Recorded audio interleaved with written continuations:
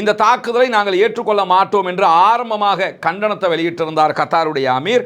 எங்களுடைய குடிமக்கள், எங்கள் நாட்டு மக்கள் இந்த தாக்குதலால் ஆச்சரியம் அடைந்தாங்க.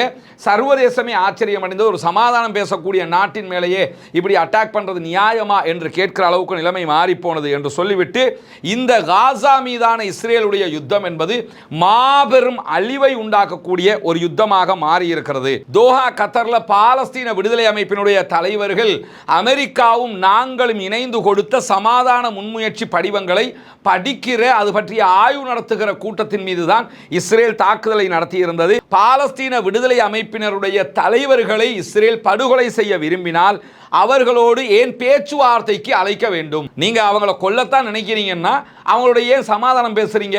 நேரடியாக சண்டே பண்ணி முடிச்சிட வேண்டியதானே. ஒன்றும் அவங்கள நீங்க கொள்வீங்க அல்லது அவங்க உங்களை கொள்ளுவாங்க, ஏதாவது ஒன்று நடந்துட்டு போயிட போகுது. அப்ப எதுக்கு சமாதானம் பேசுறீங்க?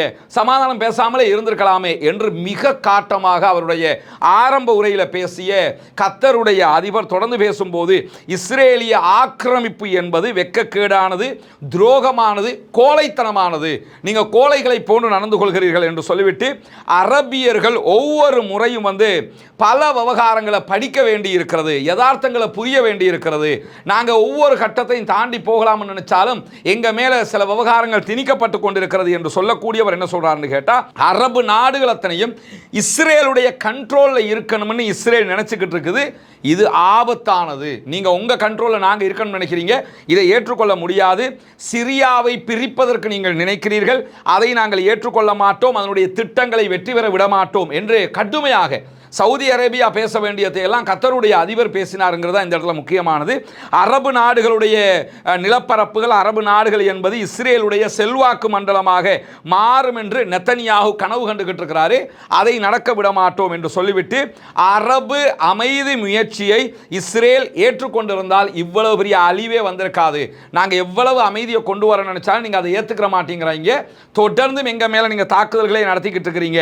இஸ்ரேலில் இருக்கக்கூடிய தீவிரவாத அரசாங்கம் ஒரே நேரத்தில் இனவரி, பயங்கரவாதமாகிய அனைத்து கொள்கைகளையும் பின்பற்றி கொண்டிருக்கிறது என்று சொல்லிவிட்டு கடைசியாக என்ன சொன்னார்னு கேட்டா, எங்களுடைய இறையாண்மையை பாதுகாப்பதற்காக, இஸ்ரேலிய ஆக்கிரமிப்பை எதிர்கொள்வதற்காக தேவையான அனைத்தையும் நாங்கள் செய்வதற்கு தயாராக இருக்கிறோம் என்று சொல்லி அவருடைய உரையை, இன்றைக்கு ஆரம்ப உரையை அவர் முடிச்சிருந்த நேரத்தில் இஸ்ரேலுடனான அனைத்து உறவுகளையும் துண்டிப்பதுதான் இஸ்லாமிய அரபு நாடுகளுக்கு பாதுகாப்பானது என்று சொல்லி மீட்டினுக்கு வர்றதுக்கு முன்பதாகவே ஈரானுடைய அதிபர் மசூத் பெசக்ஷியன் ஊடகங்களுக்கு பேசிவிட்டு வந்திருந்தார்.